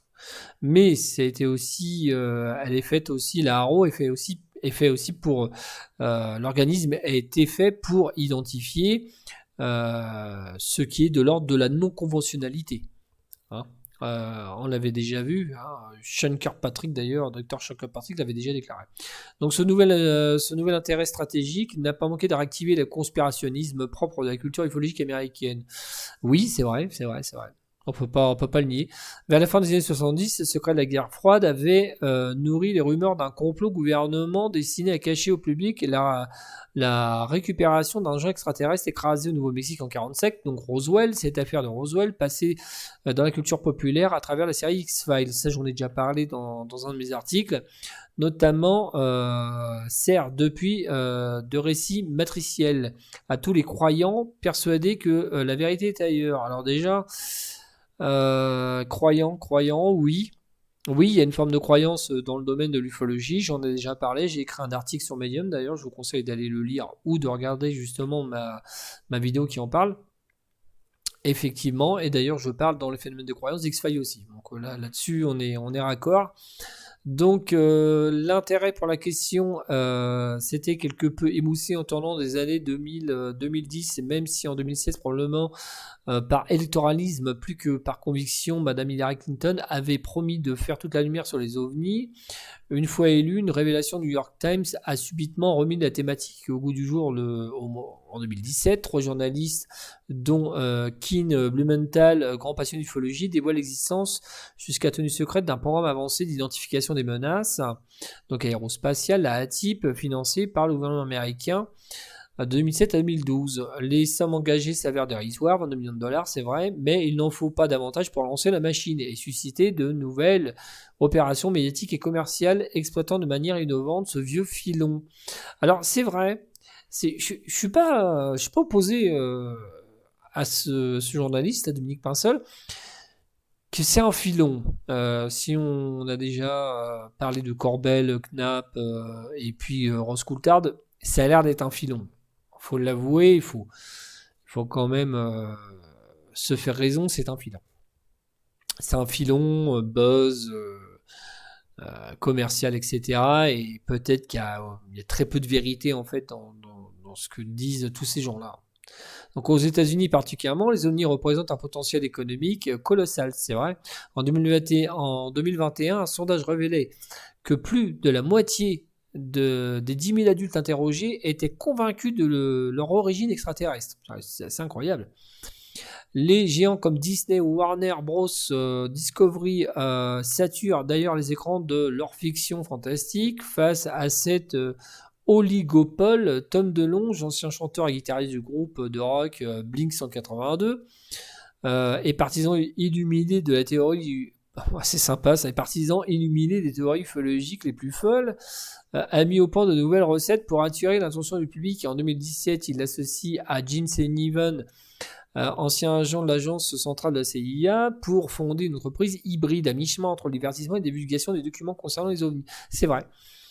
Donc, To The Star Academy, il ne s'agit pas simplement de produire des contenus immédiatement rentables, mais d'abord de donner aux spectateurs le sentiment de participer à une croisade pour la transparence et la vérité contre un état profond cachant des preuves d'une vie extraterrestre. Oui, c'est pas faux en fin de compte, quelque part. Alors que la télé-réalité prétend faire intervenir les réels dans ses programmes scénarisés, TTS procède à l'opération inverse en s'efforçant de produire une actualité médiatique à partir d'un récit spéculatif. Pour ce faire, la compagnie recrute en 2017 l'ancien responsable de la ATIP, Luis Elizondo, ainsi que l'ex-sous-responsable adjoint à la défense dans les administrations Clinton et Bush, Christopher Mellon. Le curriculum vitae des deux hommes entretient l'illusion que TTS divulgue de manière désintéressée des vidéos classifiées de phénomènes aériens non identifiés provenant de l'armée américaine, dont certaines sont également reprises par le New York Times. Donc ces fameuses vidéos qu'on connaît, bien sûr, le gimbal, le tic-tac, etc. Je vous fais pas un dessin, bien sûr. Coup d'essai, coup de maître, le Pentagone authentifie des documents en 2020 et conformément à ces nouvelles obligations légales, le ministère de la Défense publie les données sur les ovnis. Son rapport de juin 2021 établit ainsi que 143 observations restent sans explication depuis 2004. Au moment où TTS commence à jouer une certaine notoriété. Un consensus politique se dessine pour faciliter l'accès aux données en matière de phénomènes aériens non identifiés. Donc, M. John Podesta, ancien conseiller de Barack Obama, chef du cabinet de William Clinton, que Marco Rubio, sénateur républicain, et son ancien collègue démocrate Harry Reid, à l'origine donc de la ATIP, s'y montrent favorables. Certes, des allégations délirantes continuent à cette époque d'agiter les sphères trumpistes, notamment par l'intermédiaire de Tucker Carlson, le présentateur vedette de Fox News, jusqu'au printemps 2023. Mais l'idée que le gouvernement cache des informations au sujet des ovnis gagne en crédibilité au point d'inspirer une initiative bipartisane, donc on l'a vu au Sénat, jusqu'à mi-juillet 2023, introduit dans le projet de loi de financement du département de la Défense une clause de transparence concernant les ovnis. L'affaire prend une toute autre dimension lorsqu'un ancien militaire, donc David Grush, entame une procédure de lanceur d'alerte, accuse le gouvernement faire des recherches, avoir des vaisseaux non humains récupérés depuis des décennies, contenant parfois des éléments biologiques. Le 26 juillet 2023, il témoigne sous serment devant une sous-commission de la Chambre des représentants. Alors c'est pas une commission, c'est une sous-commission, mais je note quand même que c'était quand même au sein du Congrès. Parce qu'il faut pas jouer avec les mots quand même par rapport à ça. Parce qu'on a dit oui, mais sous-commission c'est moins important. Non, c'est important parce que c'est au sein du Congrès. Donc c'est enregistré par le Congrès. Donc il faut le savoir quand même. Donc de représentants en compagnie de M. Ryan Graves et David Fravor, deux anciens pilotes de chasse venus faire part de troublantes observations. Tous deux protagonistes d'une série de documentaires produits par TTS et diffusés sur History Channel en 2019-2020. Malgré l'absence de toute preuve et de caractère extrêmement vague des accusations portées par Grosh, les nouvelles fait le tour du monde. Lors de la grande révélation sera-t-elle enfin venue ? Aussi, perplexe qu'embarrassée, la représentante démocrate Alexandria Ocasio-Cortez, qui a participé aux auditions, a soigneusement évité les hypothèses extraterrestres tout en expliquant « Nous avons la responsabilité dans tous les domaines de recherche de chercher la vérité ». Donc depuis comme dans une série en temps réel, le feuilleton et de la divulgation se poursuit. C'est vrai que ça ressemble à un feuilleton, hein.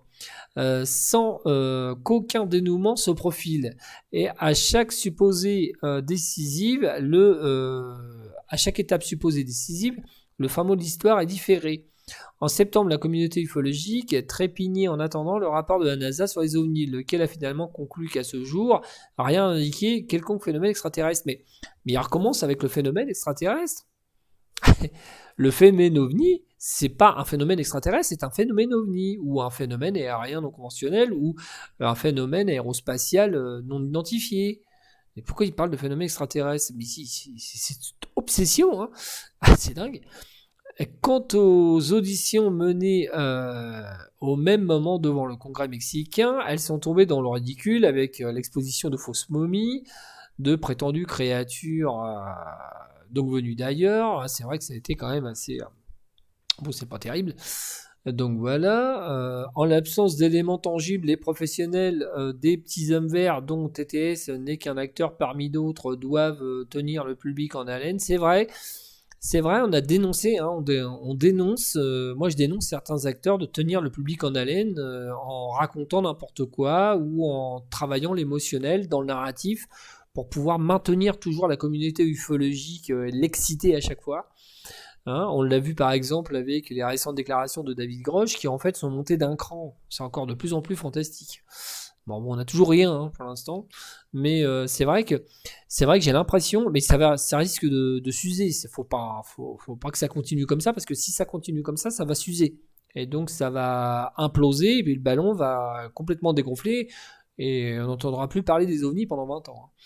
Donc il y a un moment, il va falloir que ça s'arrête parce que ça va tourner à l'hystérie cette histoire. Mais après, il n'y aura plus d'hystérie, il n'y aura plus rien. Donc n'est qu'un acteur parmi d'autres, doivent tenir le public en haleine, d'où la surmédiatisation des témoignages, parfois habilement mis en scène, comme dans le récent programme de Netflix Encounter, témoin d'un autre type. Ouais, c'est vrai. Mis en scène, non, il n'est pas mis en scène, c'est justement, il n'y a pas tant de mise en scène que ça, en fin de compte, dans la série Encounter, je l'ai décrypté. C'est pas vrai. C'est quand même fait d'une matière naturelle, sauf que c'est très cinématographié. Mais c'est pas parce que c'est cinématographié qu'il y a une mise en scène obligatoirement très superficielle. Bon, après, oui, il y a des choses qui sont discutables, c'est juste. Donc, le recours à la télé-réalité, comme dans les séries phares de History Channel, Le secret du Skinwalker Ranch, les enquêtes journalistiques fondées sur des on-dit, la floraison de podcasts commentant le moins d'informations sur le sujet, les digressions sur les possibles connexions entre les ovnis et les phénomènes paranormaux. Alors, rien n'interdit d'imaginer des explications les plus audacieuses à propos des cas non identifiés. Mais quelle que soit l'hypothèse retenue, la démarche scientifique pour en évaluer la pertinence ne s'accorde guère avec l'origine de rentabilité de court terme, c'est vrai. Car la puissance d'une théorie dépend moins de l'accumulation de faits qui paraissent la confirmer que dans la rareté des cas qui l'infirment. Or, en ce qui concerne d'éventuels contacts avec une civilisation extraterrestre, les poignées d'histoires demeurant étranges occultes médiatiquement, les 95 à 90% des phénomènes sur l'extraordinaire dans les travaux d'Avi Loeb, astrophysicien à l'université d'Harvard, accusé de verser dans la science spectacle en traquant depuis 2021 d'éventuelles traces de technologies non humaines sur Terre et dans l'espace. Loin du sensationnalisme ambiant, des recherches sérieuses se poursuivent comme au GEPAN, c'est vrai, si on veut. Ils n'ont pas les moyens par contre. Pionniers et modèles dans la matière, c'est vrai, ils sont pionniers et modèles dans la matière. Et plus récemment, au sein de la NASA, c'est vrai, on en a parlé justement dans ma dernière vidéo que je vous conseille de voir, donc sur le rapport de la NASA, on parle du panel. Qu'il s'agisse d'OVNI ou tout autre sujet scientifique, les fonds publics restent plus utiles que les lubies de marchands de rêve. Je suis entièrement d'accord. Je trouve que l'article du Monde diplomatique n'est pas mauvais en soi. Il tente à discriminer l'aspect parasitaire lié au sensationnalisme qui rapporte, l'aspect un peu outrancier en fait de l'ufologie, et puis les études sérieuses sur la question. Il parle du Japon, il parle de la NASA, etc. L'article est pas mauvais en soi, je trouve que l'article est pas mauvais, mais il met trop en avant, et c'est ce que, alors même s'il tente de parler de choses qui sont faites sérieusement, il met quand même trop en avant l'ufologie américaine et le sensationnalisme qu'il y a dedans. Mais par contre, il le décrypte, enfin il l'explique très bien, parce je trouve qu'il explique très bien. En citant les acteurs et en citant le traitement narratif que l'on fait lorsqu'on parle des ovnis, en particulier aux États-Unis, mais aussi en particulier dans les réseaux sociaux, où en fait on gonfle, et puis ça devient après d'une chose simple, ça devient totalement incroyable et fantastique. Et ça devient tellement incroyable et fantastique que l'on arrive à y croire. Alors, effectivement, c'est très bien ce qu'il fait, son article est plutôt pas mal, je trouve. Parce que justement, il tente à discréditer ce qui est de l'ordre de l'information qui est faite en fait pour les gens qui sont tout à fait crédules, et puis une autre information qui est plus sérieuse, qui est faite pour les gens un peu plus pragmatiques, un peu plus posés, on va dire, et puis qui sont moins en fait enclins à croire ce que va dire un acteur ufologique aux États-Unis ou un acteur ufologique en Europe, tout simplement. L'article est pas mal, Monde diplomatique est pas mal. Voilà un autre article bien sûr francophone, et là c'est intéressant, et ce sera le dernier article, parce qu'on en avait d'autres articles, mais on les fera plus tard. Alors il s'agit d'un article du Figaro, un tout dernier article du Figaro, tout à fait récent, qui vient tout juste de sortir, qui est normalement un article réservé encore aux abonnés, mais je vous en fais profiter. C'est donc le grand retour des ovnis, des observations troublantes de la NASA et la réponse de la science. Alors ça, ça a l'air d'être un article qui démarre plutôt pas mal, en plus sur le Figaro. Donc, enquête. Aux États-Unis, l'armée a admis, après des années de silence total, l'existence de nombreux phénomènes aériens non identifiés. Donc, d'autres témoignages venus de différents endroits du globe terrestre corroborent les observations de la NASA. Les scientifiques s'interrogent. Donc, c'est parti. Alors, c'est signé par Charles Jégu pour le Figaro Magazine. Donc, c'est tout à fait récent, puisqu'il vient d'être publié. Ouais, tout simplement, nous sommes le 1er décembre, je crois qu'il a été publié aujourd'hui ou hier. Voilà. Donc comme ça, c'est tout frais. Le 28 juillet 94, le 28 janvier 94 à 13h14, l'équipage d'un Airbus A320, donc je crois que c'est la F94, bien sûr, de Jean-Charles Duboc, donc qui assure la liaison Nice-Londres, survole la région de Coulommiers en Seine-et-Marne. Le temps est beau, la visibilité est parfaite, le chef steward aperçoit ce qu'il croit être un ballon météorologique, le commandant de bord et le copilote décrivent de leur côté un disque brun ou rouge sombre dont il estime la taille à 300 mètres. Il évolue à gauche de l'avion pour prendre la forme d'une flèche avant de disparaître sous leurs yeux au bout de 2 ou 3 minutes. Le contrôle aérien de Reims précise n'avoir aucun trafic aérien dans le secteur. Pourtant, une trace radar non identifiée a bien été enregistrée par le radar de défense aérienne de 5 mars pile pendant 50 secondes, mais à droite de l'avion et non à gauche, et elle croise bien la trajectoire de l'Airbus. Chasseur d'histoire. L'histoire est relatée par Luc Dini dans le livre qu'il publie. Alors voilà, c'est donc un retour donc sur le livre de Luc Dini. Donc comme quoi le livre, j'en parlais déjà, le livre semble marquer en tout cas un certain nombre de médias, puis un certain nombre de médias tout à fait sérieux, donc qui sont au devant des tabloïds, donc c'est excellent, tant mieux. Donc ça veut dire que c'est pris au sérieux, voilà, c'est très bien. Donc là je suis plutôt pour ce type de traitement. Donc l'histoire est relatée par Luc Dini dans le livre qui est publié ces jours-ci. Ce spécialiste en construction aéronautique dirige depuis 8 ans la commission Sigma 2, qui est une illumination de l'association aéronautique et astronautique de France. Les ingénieurs et les militaires qui la composent se réunissent régulièrement pour passer au tamis de leur expertise des récits les mieux documentés et les plus détaillés. Ce vol Nice-Londres est un bon exemple. Il s'agit d'un événement corroboré par plusieurs témoins et par un enregistrement radar. La reconstitution des circonstances de vol, faite par un autre organisme dépendant du Centre national des études spatiales, le GEPAN, a permis d'éliminer de triples thèses, dont celle d'un ballon sonde de Météo France qui a été passé par là, mais 1 heure plus tôt. Le vol extraterrestre ne se démontre pas encore. Pourquoi le vol extraterrestre ne se démontre pas encore, mais il y se raconte fort bien et de manière de plus en plus technique. Et pourquoi extraterrestre? Donc, à la conquête du ciel. Bon, là, on vous met une reconstitution de l'apparition d'OVNI devant l'école de Westwall en Australie en 66. Voilà. Donc, c'est une reconstitution. Hein. Donc, voilà, il le précise quand même. Donc, à la conquête du ciel, l'OVNI est vraiment entré dans nos conversations avec l'affaire de Roswell en 47. Non, pas obligatoirement. Il a apparu crédible après la découverte dans les années 1950 que l'univers était en expansion infinie. Dont dans ces milliards de mondes, il devait y avoir une planète habitée. Son succès coïncide aussi avec la généralisation du transport aérien civil et militaire et des progrès associés. Radar, enregistrement radio, puis caméra, vidéo embarquée, détecteur infrarouge. En général, le progrès technique détruit les superstitions, c'est vrai. Ici, il a accompli l'exploit contraire, il a renforcé une croyance. Ah bon? Pourquoi une croyance? L'OVNI est-il une légende du monde moderne ou un nouveau continent caché qui attend Christophe Colomb? C'est marrant cette analogie. La question n'est toujours pas tranchée, mais les croyants de cette nouvelle religion... Quoi? Croyants de cette nouvelle religion? Ah ouais, c'est dommage de partir de cette manière. Croyant de nouvelle religion... Non, il ne s'agit pas d'une religion, c'est pas un objet de foi. Le phénomène OVNI n'est pas un objet de foi, son étude n'est pas un objet de foi. Ouais. Donc la question n'est pas tranchée, mais les croyants de cette nouvelle religion s'agit de plus en plus.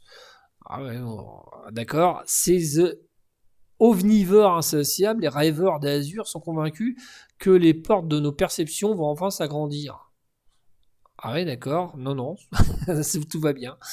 Ça va bien, docteur. Donc, les témoignages des pilotes de l'armée de l'air jouent un rôle clé dans cette course à l'extraterrestre. Mais on ne cherche pas les extraterrestres obligatoirement, mais c'est pas possible. Ils n'ont pas cessé depuis les années 50. Citons celui de la base aérienne de l'OTAN, à Ben Waters, au nord de Londres, près de la mer du Nord, dans la nuit du 13-14 août 56. Les radars militaires détectent un écho qui change plusieurs fois de direction, etc. Citons le cas de Porto Rico en 2013, un pilote d'avion militaire américain en reconnaissance dans la mer des Caraïbes filme un objet volant au ras du sol qui descend ensuite une falaise, glisse sur la surface de l'eau, disparaît dans la mer puis en ressort. La vidéo a été transmise à Sigma 2 et qui y voit un cas intéressant malgré l'absence de données radar fiables. Alors là on vous met une image de Roswell. Le site de Roswell, Nouveau-Mexique est devenu lieu de pèlerinage pour les ufologues. Ah bon? Non, mais j'ai pas envie d'y aller. Donc, vidéo inclassable. Nous avons seulement le film de la caméra et la position de l'avion des services secrets américains en opération au-dessus de l'île. Il montre un objet qui vole très bas, descend une falaise et rase l'eau. Il semble disparaître sous l'eau, puis réapparaît, se sépare en deux. Nous avons émis 3 hypothèses et nous n'avons pas pu conclure. Le premier était qu'il s'agirait d'un drone, car nous ne savons qu'en 2013, on commence à relever de nombreux survols d'aéroports par des drones, souvent pilotés par des forces spéciales pour entraîner sur le terrain ou pour prendre des informations. Comme le drone ne peut pas disparaître sous l'eau, nous supposons qu'il s'agit d'une impression créée par les embruns dont on sait qu'ils peuvent masquer la signature infrarouge de l'objet. Deuxième hypothèse, il s'agirait d'une lanterne thaïlandaise, un classique en matière d'illusion d'OVNI. C'est ce qu'affirme le bureau d'études argentin sur les phénomènes qui a repéré un hôtel très proche qui fait parfois des lâchers de lanternes thaï et dont certaines se dédoublent. La troisième hypothèse est celle de l'OVNI. Nous ne l'écartons pas car le halo qui l'entoure est inhabituel, il va trop vite pour une lanterne taille et nous ne sommes pas convaincus par l'idée du drone si près de l'eau et masqué par les embruns, dit Ludini. Ce récit d'OVNI reviennent au premier plan depuis qu'il est question d'une ouverture progressive des dossiers secrets du Pentagone, les X-Files chers à l'agent Mulder, bravo, de la série hollywoodienne des années 90 vont-ils sortir de leur cachette dans les années qui viennent? D'accord. Avant l'été, David Grush, vétéran de l'armée de l'air, au grade de colonel et employé du ministère de la Défense, assurait devant la commission d'enquête, etc., etc. Bon, ça on va passer. La quête des débris des OVNI. Il a reconnu à ne pas les avoir vus lui-même, mais il tient l'information d'une source à l'intérieur du Pentagone. Il a mentionné notamment un vaisseau de grande taille, donc récupéré dans les années 30. Les ufologues et les pentagonologues, je ne savais pas que ça existait, se sont jetés sur cette alerte cosmique. Il fallait se tenir prêt. Et puis silence. Alors, nous allons continuer. Comme à chaque fois, le même supplice astral maintient dans une attente quasi mystique le guetteur de l'étranger. Ah bon? Putain, il a l'impression, il voit les ufologues comme des gens qui sont agenouillés en train de prier en attendant l'étranger qui va arriver. C'est hallucinant de lire ça, venu de comprendre l'univers. La frustration est la règle, ce qui n'empêche pas les plans sur la comète, bien au contraire. Des spécialistes du sujet se sont retrouvés à la Sorbonne depuis novembre. La prestigieuse université avait loué ses locaux pour accueillir ce symposium sur les découvertes et les dernières hypothèses. Parmi les invités, Christopher Mellon, secrétaire adjoint à la défense pour l'enseignement à l'époque de Bill Clinton et de George Bush. Il a validé les sérieux témoignages de David Grosh, appelé en faveur de la déclassification progressive des dossiers du Pentagone, afin que les scientifiques s'en saisissent. Dans les travaux de cette université du surnaturel, bravo, les connaisseurs bruissaient les suppositions sur le calendrier du Pentagone. En 2024, ils admettront l'existence de débris. En 2025-2030, ils lanceront les levées de fonds pour affiner les analyses de cas, ce qui prendra du temps. Ils révéleront ensuite au public leurs conclusions en 2032 et 2035.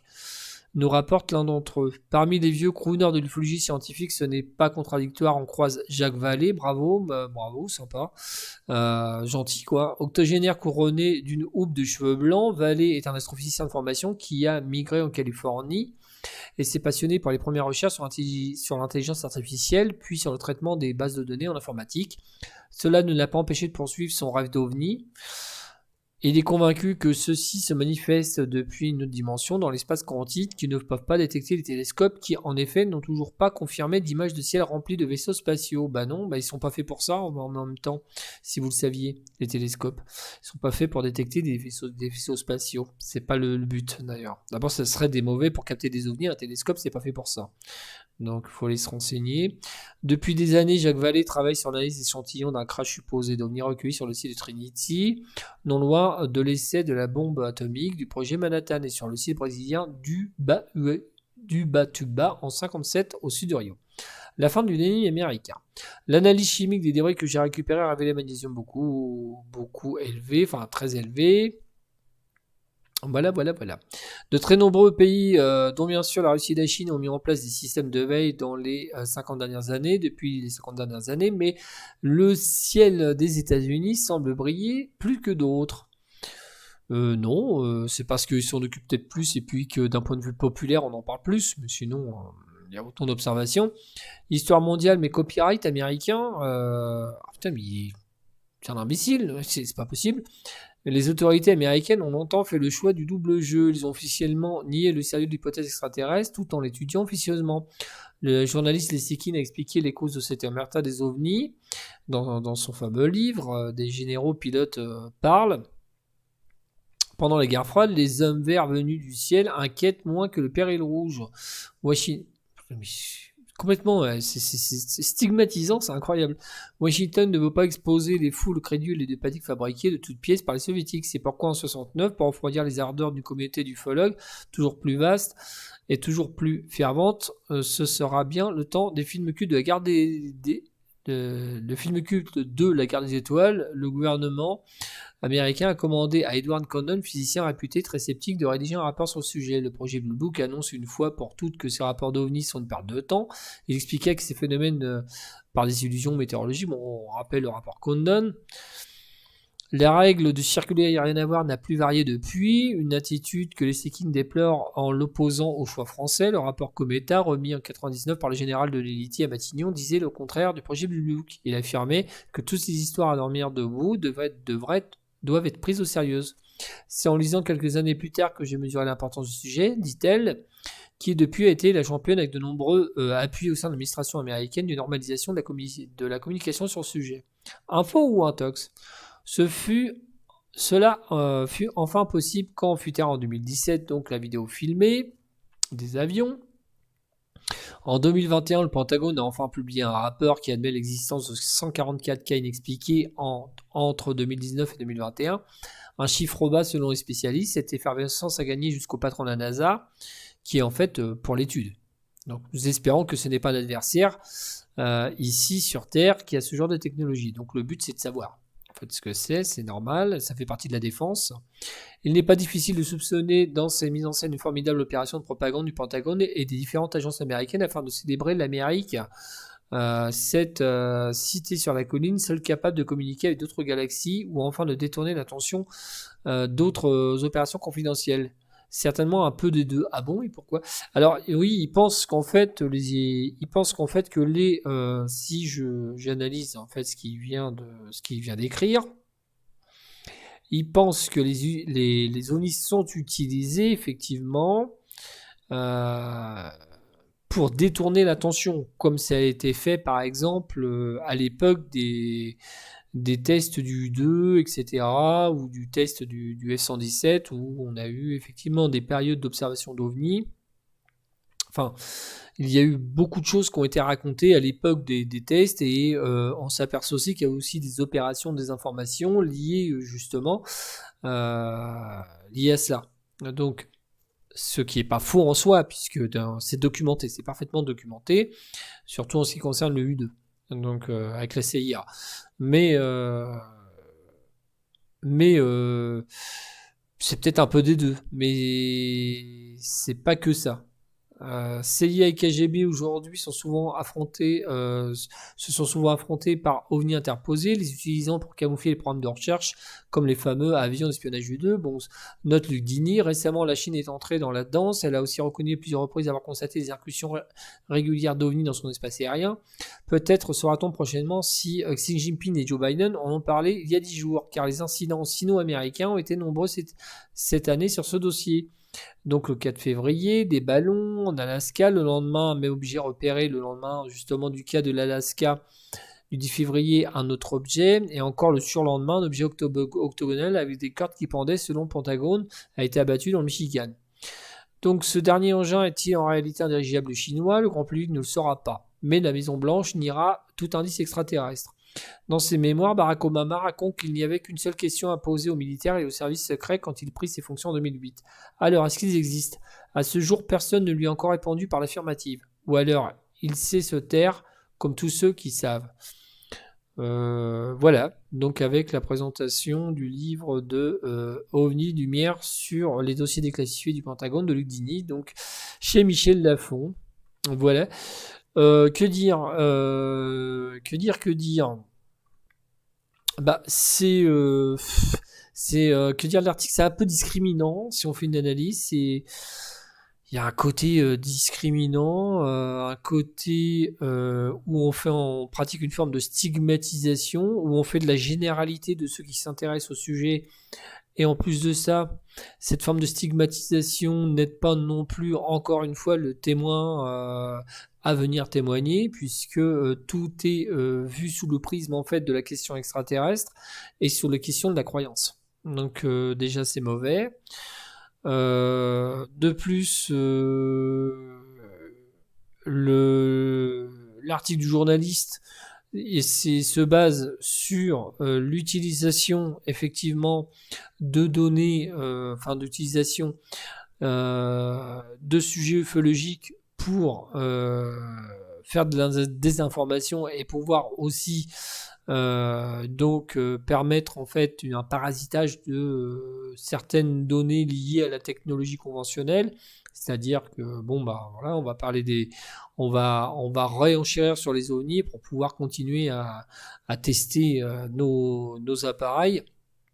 Enfin, il appuie là-dessus. Il est quand même sur une base plutôt classique, voilà, etc. Euh, c'est pas un mauvais article en soi, mais bon, on a toutes les grandes lignes que l'on connaît sur le sujet qui a été traité du point de vue médiatique. C'est quand même assez classique. Il apporte rien de neuf. Il met beaucoup de, je disais, il discrimine beaucoup. Il appuie beaucoup avec la croyance. Il relance la question extraterrestre, etc., etc. Ouais, voilà, mais c'est pas avec cet article-là qu'on va améliorer, enfin qu'on va mieux communiquer. Voilà, c'est ce que j'allais dire. Donc, alors en particulier le grand retour des ovnis, c'est uniquement le grand retour des ovnis d'un point de vue médiatique, parce que il n'y a pas de retour d'ovnis. S'il le savait, le journaliste, il n'y a pas de retour d'ovnis dans le sens où il y a toujours des observations dans le monde entier. Donc il n'y a pas de retour de l'OVNI lui-même. Par contre, d'un point de vue médiatique, oui, depuis 2017, il y a un retour médiatique énorme sur le sujet. qui est d'ailleurs lui-même désinformé, qui est utilisé, on l'a vu, du point de vue commercial, c'est vrai, etc., etc. Ça, on va pas le nier, hein, c'est clair. Donc il faut être un petit peu prendre du recul avec tout ça et puis voir quand même qu'il y a quand même une bonne machine qui est derrière. Mais effectivement, bon, l'article lui-même, ouais, pour moi, voilà, c'est quand même assez, c'est quand même assez triste un petit peu. Ça parle d'un bon cas au départ avec la F94, mais ensuite ça discrimine et après ça reprend. Il joue en fait, le journaliste joue avec le chaud et le froid, les bonnes données, les mauvaises données, en y mettant en même temps un peu de sociologie là-dedans, enfin tout ça, etc. Oui. Alors voilà. Donc voilà pour cet article du Figaro. Je l'avais pas lu, hein. C'était totalement vierge, hein. C'est-à-dire que je l'avais pas encore lu. J'ai téléchargé justement l'article complet et puis je viens de le lire avec vous là en direct. Donc bah, je suis un peu interloqué voilà par cet article. Voilà, c'était tout pour cette UAP News. On reviendra bien sûr sur d'autres articles parce que j'ai d'autres articles encore de côté. Et puis on en reparlera bien sûr la semaine prochaine, pas l'année prochaine. Il y a encore des UAP News jusqu'à en tout cas fin décembre. Et puis après on verra pour 2024. Voilà. Allez, je vous dis à bientôt. Ciao, bye.